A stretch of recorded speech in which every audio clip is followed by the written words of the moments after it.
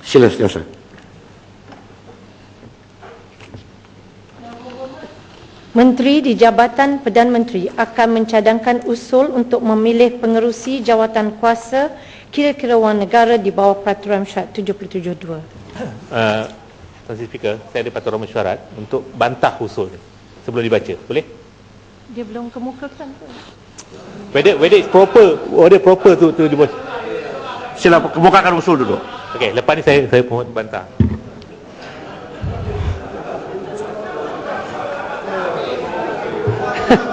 Tuan Yang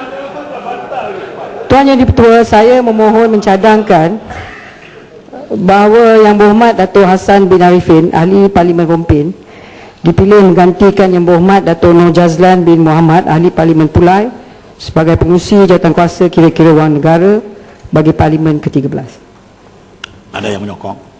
Saya menyokong, Yang Berhormat. Tuan Sri, boleh saya bawa bantahan? Begini Yang Berhormat. Oleh kerana sekarang ini usul sudah dibawa dan usul itu adalah proper dan disokong, jadi sekarang ini saya minta kalau ada ahli Yang Berhormat yang mau berbahas. Jadi dalam perbahasan itu nanti Yang Berhormat cakaplah apa, pokoknya tidak melanggar peraturan mesyuarat. Sila. Saya ingin bahas, Tan Sri. Terima kasih Tan Sri Speaker. Tan Sri Speaker, saya pertamanya ingin bertanyakan kepada pihak Tan Sri Speaker ni dan juga kepada menteri yang buat usul ini. Kalau usul yang pertama itu dinyatakan secara spesifik bahawa usul ini dibawa peruntukan peraturan 76 peraturan Majlis Mesyuarat. Saya ingin tanya, kalau biasanya berdasarkan pengalaman saya walaupun tak panjang di sini, kalau mengenai usul-usul ini, kalau kita tersilap tulis peraturan mesyuarat pun akan dipersoalkan, akan ditolak. Maknanya very particular about the technical. Tapi saya ingin tahu, usul ini dibawa peraturan apa? Takkanlah menteri tak nyatakan secara spesifik dibawa peraturan mana dibawa? Kalau usul ini perlu disokong, mesti ada satu secara jelas dinyatakan seperti mana usul yang pertama, sekurang-kurangnya diletakkan peraturan 76. Jadi saya ingin tanya, bolehkah usul ini dibenarkan untuk dimasukkan dalam peraturan mesyuarat dalam keadaan tidak dinyatakan peraturan mana dibawa? Sebab saya ingin nyatakan sebab Tuan Sri Speaker telah banyak bersyarah panjang tentang peraturan mesyuarat. So kita ingin tanya, kenapakah usul ini dibenarkan untuk dibentangkan dalam keadaan tidak dinyatakan secara spesifik peraturan mesyuarat di bawah peraturan mesyuarat? Manakah usul ini dibawa? Itu yang pertama, Tan Sri. Jadi saya mengharapkan kalau dalam bahasa undang-undang patutnya usul ini ditolak in dimini je. Tolak je. Memalukan. Mungkin menteri yang jaga parlimen ni baru lagi dia tak turut. Dia overlook. Tak apalah. Itu yang pertama, Tan Sri. Boleh saya bertanya kepada... Sila. Terima kasih, Tan Sri. Soalan walaupun ditanya bukan kepada saya, tetapi yang saya tahu, Tan Sri, di bawah peraturan mesyuarat 77.2, jawatan kuasa ini hendaklah mengandungi seorang pengerusi dan naib pengerusi yang akan dilantik oleh majlis dan tidak kurang daripada 6 dan tidak lebih daripada 12 orang ahli yang akan dilantik oleh jawatan kuasa pemilih dengan seberapa segeranya selepas dimulakan tiap-tiap parlimen.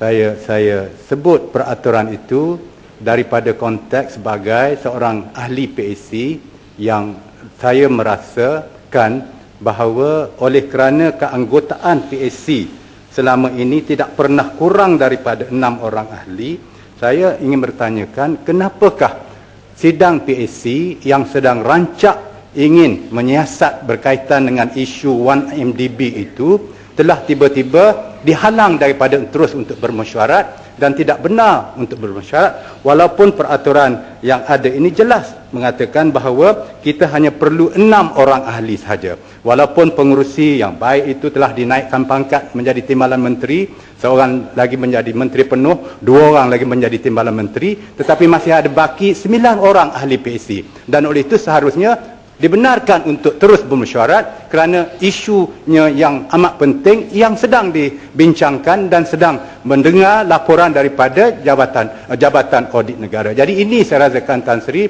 merupakan suatu masalah yang saya mengharapkan Tan Sri berada di depan untuk memastikan bahawa PAC sepatutnya tidak tergendala sedikit pun, sebab timbalan pengurusi YB Kepong ada sebelah saya, YB Tanjung Piau daripada MCA PI ada di sebelah saya, dan oleh itu seharusnya mesyuarat PAC diteruskan dan tidak dihentikan sehingga ingin menunggu supaya pelantikan baru ini dibuat pada masyarakat. Terima kasih. Okey. Tumpat. Adakah soalan itu ditujukan kepada saya ataupun kepada Sepang? Sepang boleh menjawabnya dan lepas itu saya agak Tan Sri memberi penjelasan yang lebih. Okey, siap. Apa Sila, yang- Sepang. Kota Baru jawab. Soalan. Ya. Boleh lah. Boleh. Terima kasih Tan Sri, yang betul. Saya sependapat dengan Sepang dan juga Tumpat dalam kes ini.